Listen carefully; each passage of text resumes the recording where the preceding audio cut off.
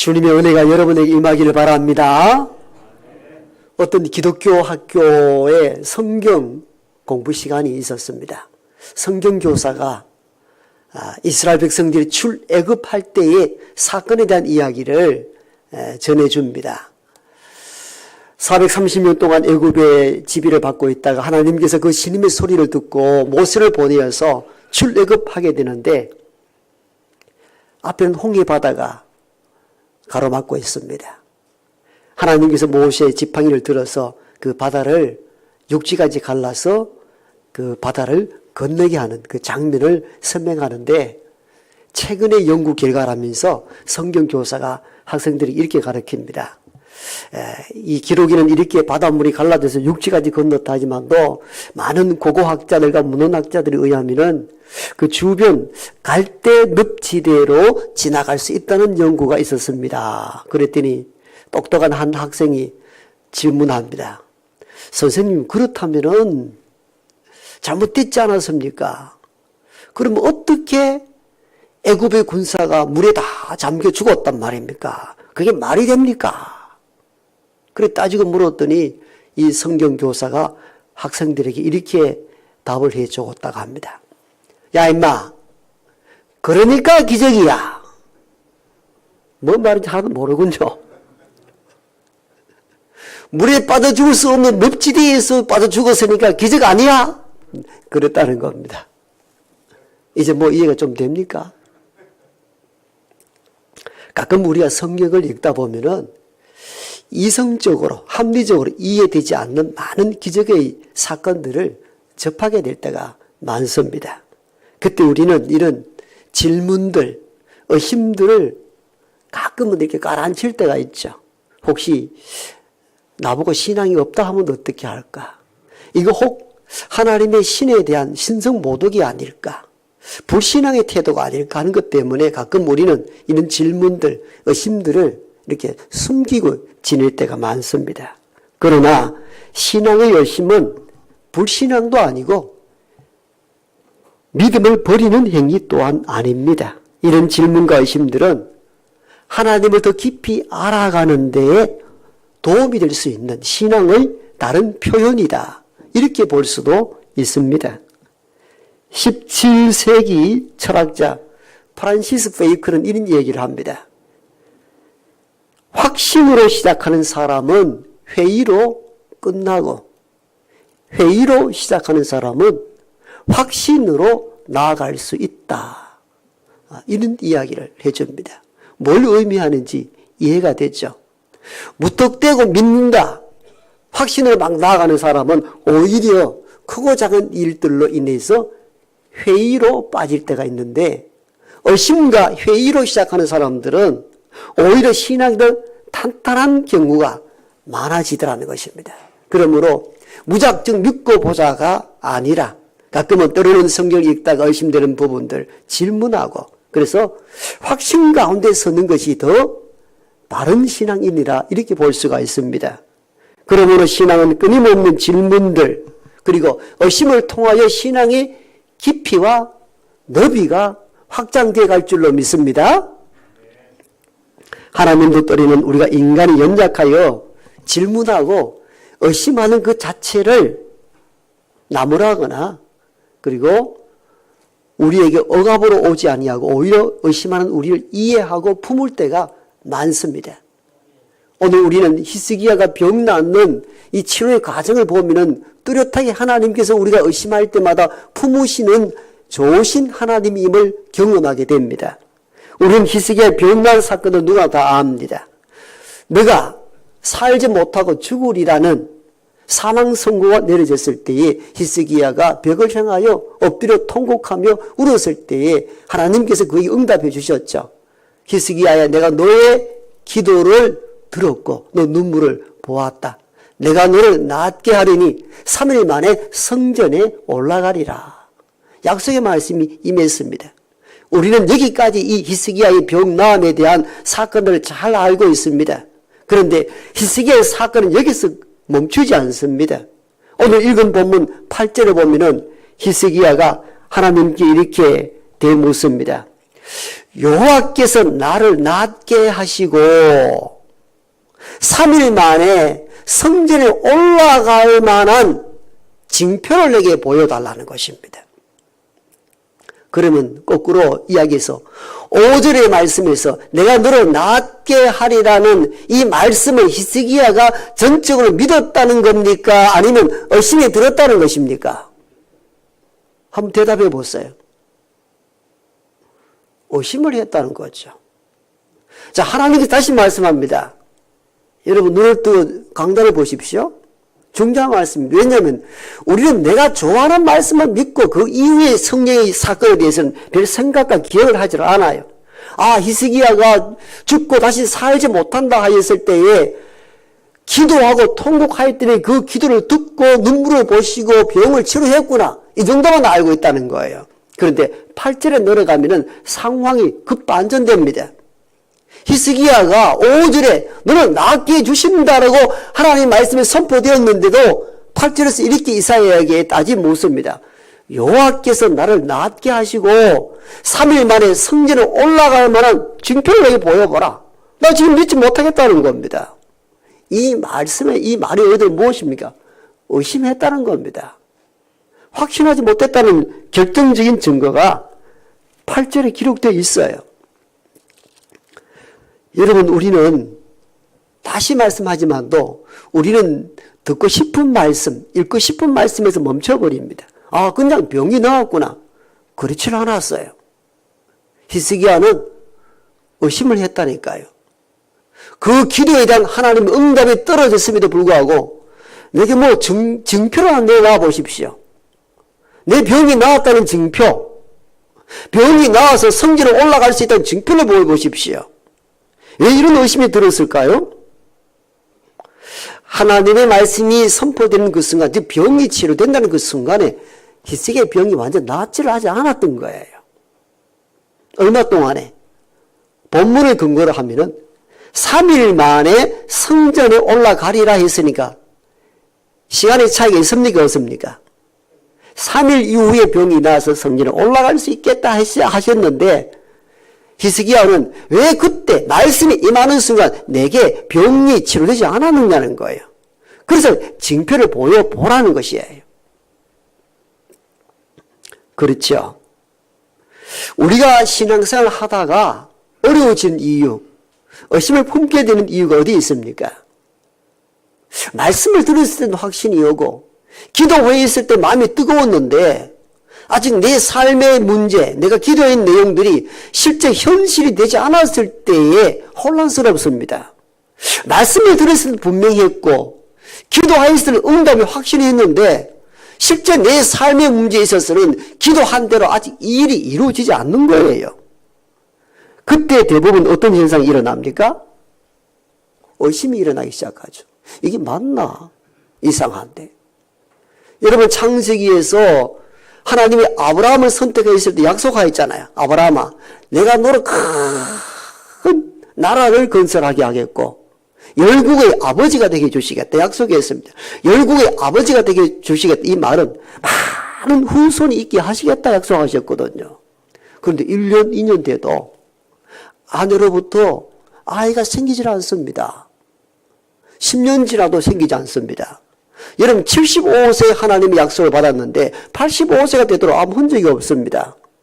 마음이 조급해집니다. 나이는 먹어가죠. 생산 능력은 떨어지죠. 그래서 자기 종을 양자 삼았더니 너가 낳은 아들이 너희 후손이 된다. 아니다라고 말합니다. 그래도 아이가 생기지 않습니다. 결국은 작전을 꾸민 게 여종 하갈의 몸을 빌려서 아이를 낳으면 되지 않을까. 이렇게 해서 낳은 아들이 이스마엘입니다.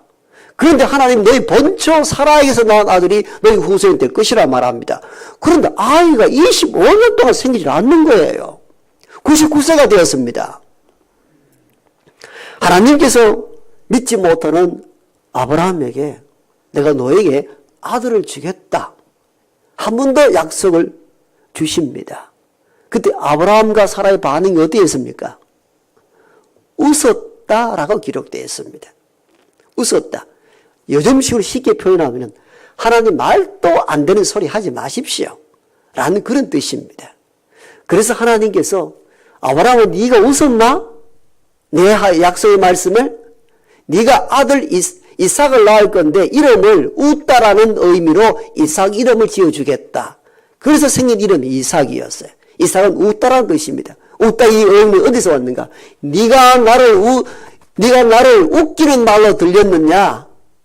그 평생에 간직하고 살라고 이름을 이삭으로 붙여준 거예요. 여러분 보세요.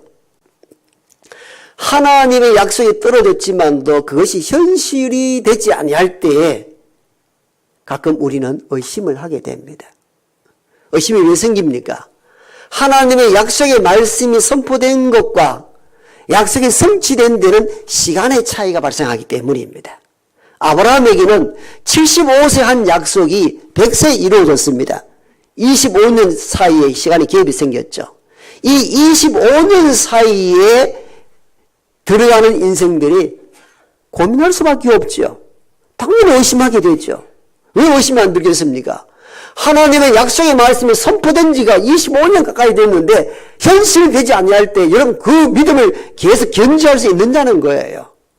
거기서 나오는 것이 뭐냐? 하나님에 대한 의심입니다. 그럴 수밖에 없죠. 히스기야가 너 병이 나았다 했을 때 당장 믿었느냐? 믿질 않았어요. 하나님 징표를 보여주십시오라는, 보여달라는 것입니다. 그런데 우리는 여기서 참 감사한 것은 하나님이 이 인간의 의심조차도 알고 수용한다는 겁니다. 그게 놀라운 거예요. 너가 내 약속을 왜 믿지 않느냐? 대책하기보다 있는 그대로 수용. 네가 인간이기에 연약하여 가끔 나 하나님을 의심할 수도 있겠구나. 이걸 수용한다는 거예요. 더 구체적으로 말씀을 하면은 하나님은 우리 인간의 의심에 대하여 책망은 하실지라도 그 의심을 인하여 인간을 버리지는 않는다는 겁니다. 마태복음 14장에 보면은 어느 날 예수님께서 바다 위를 걷는 것을 제자들이 보고 야, 다 유령이다 이렇게 이야기합니다. 그때 좀 담대했던 베드로가 만일 주님이시라면 나로 인하여 물 위로 걷게 하소서. 주께서 베드로를 명하여 물 위로 걸어라. 말씀에 의지하여 베드로가 물 위로 걷는데 우리가 인간이잖아요. 이성적으로 사고하는 능력이 있단 말이에요. 아, 사람이 물 위를 걸을 수 있는가? 주변을 보니까 파도가 일렁거립니다. 무서워서 금방 바다 밑으로 깔아앉기 시작합니다. 그때 주께서 베드로에게 하신 말씀을 기억하시죠? 베드로야, 네가 왜 의심하였느냐? 믿음이 적은 자요, 왜 의심하였느냐?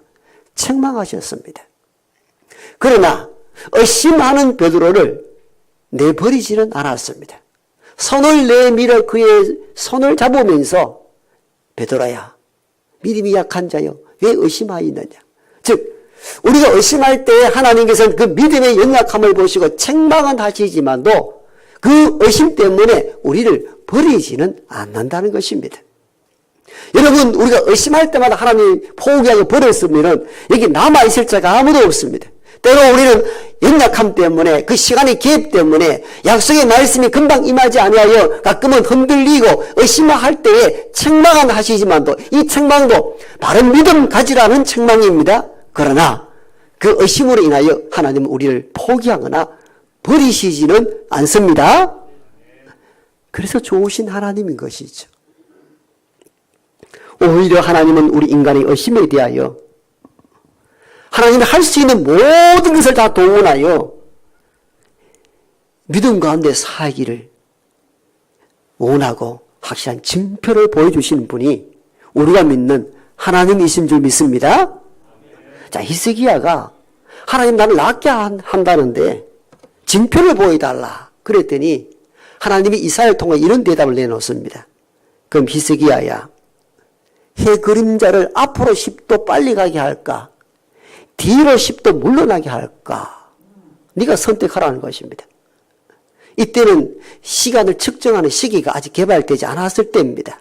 그래서 과거 우리가 알다시피 이렇게 기둥을 세워놓고 해가 지나가는 것에 따라서 이 해 그림자를 통하여서 시간을 측정하는 해시계가 있었던 때입니다.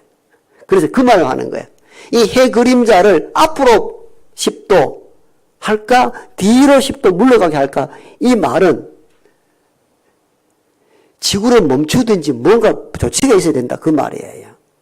그렇게 했더니 히스기야가 앞으로 빨리 가게 하는 것은 쉬울 수 있으니까 어려운 거 뒤로 물러나게 해 주십시오라고 요청을 합니다.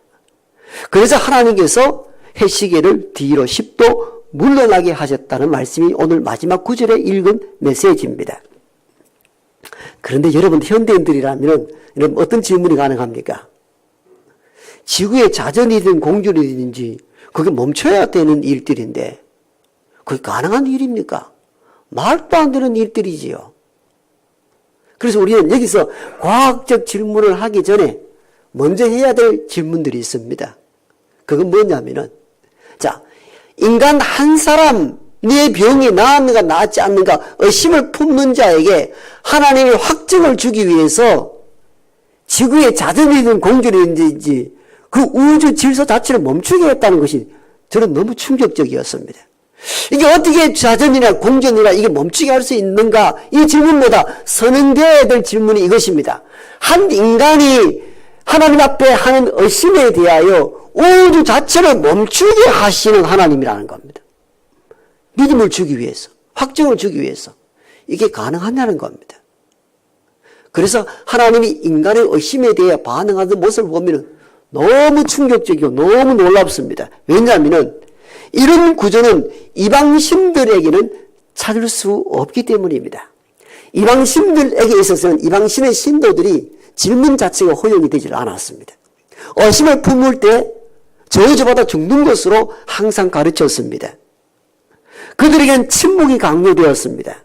그런데 우리가 믿는, 저와 여러분이 믿는 하나님은 자신을 의심하는 자들에게 침묵을 강요하지 않습니다. 의심 자체에 대해서 강압적으로 그들의 입을 막지 않습니다. 오히려 하나님은 우주를 멈추게 한다 할지라도 인간의 의심에 대하여 반응을 하신다는 겁니다. 여러분 놀라지도 않네요. 저는 이 본문을 읽으면서 이게 가능한 일인가? 한 인간이 의심을 하는데 지구를 멈추게 해서 확증을 보여주신다. 이게 가능한 일인가? 이 과학적인 데이터를 넘어서서 본연의 질문을 던지면은 우리가 믿는 하나님이 얼마나 인격적인 하나님이신가를 배우게 됩니다. 이방신들에게 찾을 수 없는 모습이죠. 억압하고 착취하고 말씀을 무조건 강요하고 그 말씀 따를 수밖에 없는 구조를 가지고 있는 것이 이방신의 신관이라면은 저와 여러분이 믿는 하나님은 인격적인 하나님이십니다. 인간의 의심에 대해서도 하나하나 반응하시기 때문인가. 그래서 놀라운 것이에요. 여러분 사람과 사람 사이에도 확실한 말씀을 자꾸 좋은데 자꾸 의심하면 어떻게 합니까? 관계를 끊어버리죠. 이거 막 니하고는 말도 하기 싫어. 이렇게 관계를 끊어버립니다. 왜? 믿지를 않으니까. 그런데 하나님이 여기 보십시오. 히스기야가 계속 의심합니다. 내가 병이 나서 3일 만에 성전을 올라가는 증표를 좀 내놔 보십시오. 그럼 내가 믿겠다는 겁니다. 그래서 하나님께서 해 그림자를 앞으로 빨리 가게 10도 빨리 가게 할까? 뒤로 10도 물러가게 할까? 뒤로 10도 물러가게 해 주십시오. 그래서 지구를 멈추게 해서 10도 물러가게 했다. 이게 사실 말이 됩니까? 사람이 사람을 믿지 못하는 관계를 끊는데 하나님은 자기를 의심하는 자들에게 끊임없이 무엇인가 동원하여서 확증을 보이신다는 하나님. 그게 저는 놀랍다는 거예요. 그 다음 장면 보면 하나님은 어떻게 반응하시는가에 대한 더 놀라운 일들이 있죠. 자, 5절에서는 분명히 이렇게 기록되어 있습니다. 성경 보지 마십시오. 설교를 놓치기 때문입니다. 5절 그대로 제가 말씀합니다. 히스기야 너희의 기도를 들었고 너 눈물을 보았다. 그러므로 내가 너를 낫게 하겠다. 3일 만에 성전에 올라가게 하겠다. 이미 약속의 말씀을 주셨는데 히스기야가 8절에 뭐라고 말합니까? 내가 병이 나은 것 준표 보여달라. 그러고 난 뒤에 하나님이 이사야를 통해서 무화과 반죽을 그 아픈 부분에 붙이도록 합니다. 나와 있죠? 그러니까 보십시오. 그 무화과 반죽을 왜 붙입니까? 이건 당시 민간요법이었습니다. 민간요법으로 치료할 수 있다고 무화과 반죽을 상처에 붙이는 그런 민간요법이 있었는데 이 일을 지금 하고 있습니다. 그럼 뭔가 이상하지 않나요? 그래서 여러분 성경이 계속 연구하고 질문하고 의심을 해야 되는 거예요. 자, 5절에서는 하나님께서 말씀으로 너 병이 낫는다 약속을 하였습니다. 이미. 그 무화과 반죽을 왜 또 붙입니까? 그 우리가 생각하기로는 어떻습니까? 내가 치료가 되었을 때 하나님의 말씀이 아니고 무화과 반죽이 나를 낫게 할 수 있다고 생각하지 않나요? 그렇죠. 충분히 그렇게 가능하죠. 그럼 왜 하나님이 말씀을 하시고 무화과 반죽을 붙이도록 한다는 거예요? 병이 나았을 때 하나님이 나를 치료했다고 생각하기보다는 이 무화과 반죽이 나를 치료했다고 느낀다면 어떻게 되는 거예요? 왜 이 모순되는 이 일을 행하시는가는 거예요. 여러분 이 질문을 해야 되는 거고 이 질문에 답변을 할 수 있어야 되는 거예요. 만약에 무화과 반죽이 나를 치료했다면 하나님의 약속의 말씀이 필요 없게 되는 거예요. 그렇지 않나요?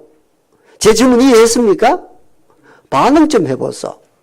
중요한 대목이에요. 하나님께서는 치료는 하나님만이 할 수 있습니다. 아멘입니까? 그럼 무화과 반죽을 왜 붙이십니까? 이상하지 않나요? 그럼 말씀이 필요 없잖아요. 반죽이 나를 치료하는 것이니까. 복음서에 보면 주께서 눈먼 시각장애인 소경이 다윗의 자손 위해서 나를 불쌍히 여기달라 할 때에 치료하는 과정이 이렇게 기록되어 있습니다.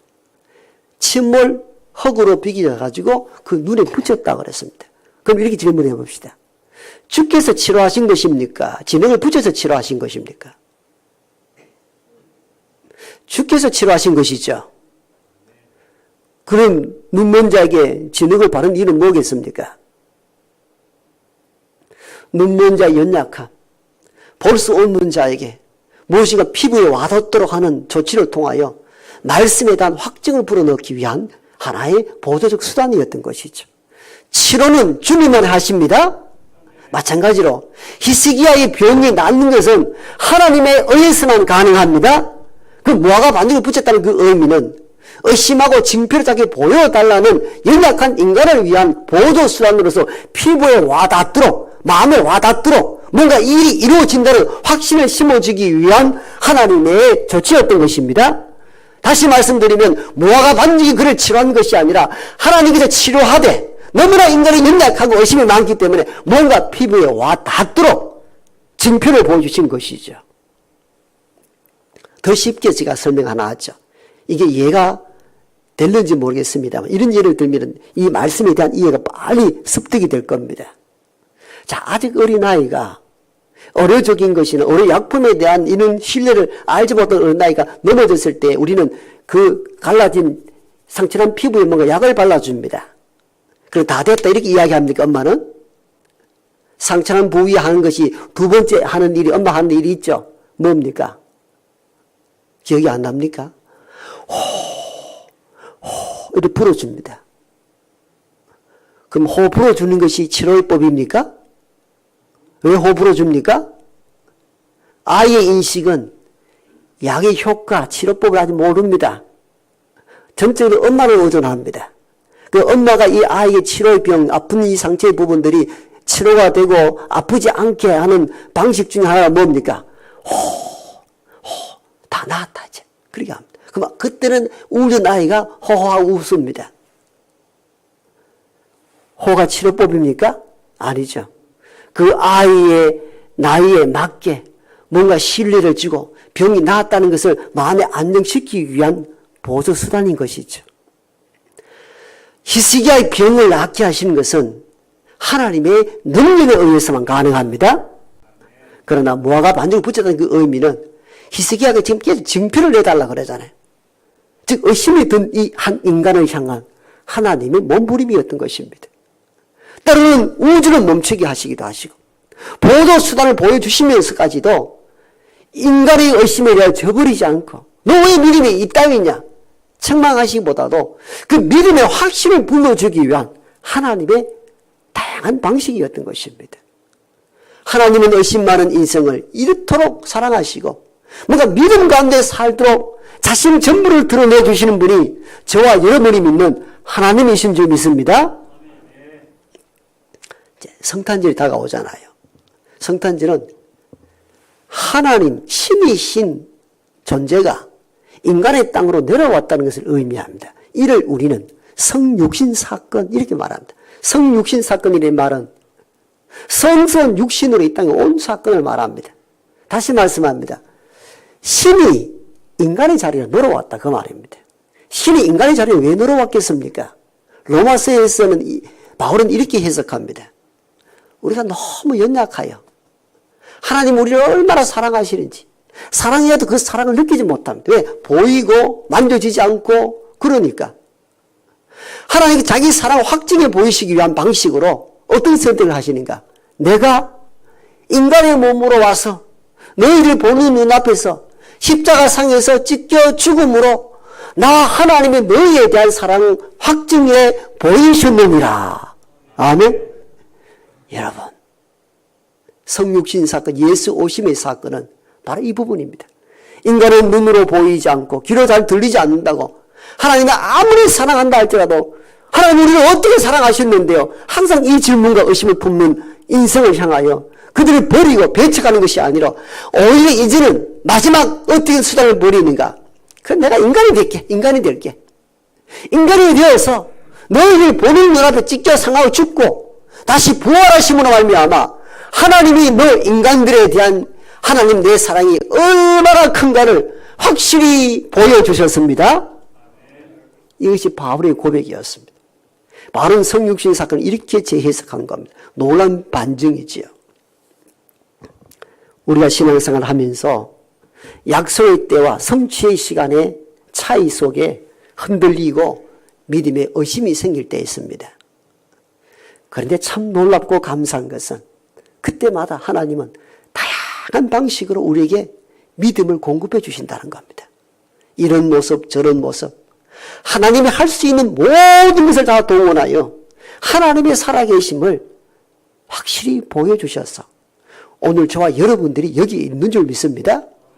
여러분 우리의 신앙의 자리에 오늘 여기에 예배의 자리에 머문다는 것도 내 의지가 강해서가 아니에요. 넘어지고 자빠지고 의심이 일어날 때마다 말씀을 통해서든지 세상 천지를 통해서든지 하나님의 확실한 보증을 보여주셨기에 오늘 저와 여러분들이 여기 있는 줄 믿습니다. 의심할 때가 있죠. 질문하십시오. 하나님, 내가 이런 일들로 흔들립니다. 내 이런 일들로 고민이 됩니다. 하나님께 아뢰을 때 하나님이 살아계심을 저와 여러분들에게 확실한 증표로 보여주실 줄 믿습니다.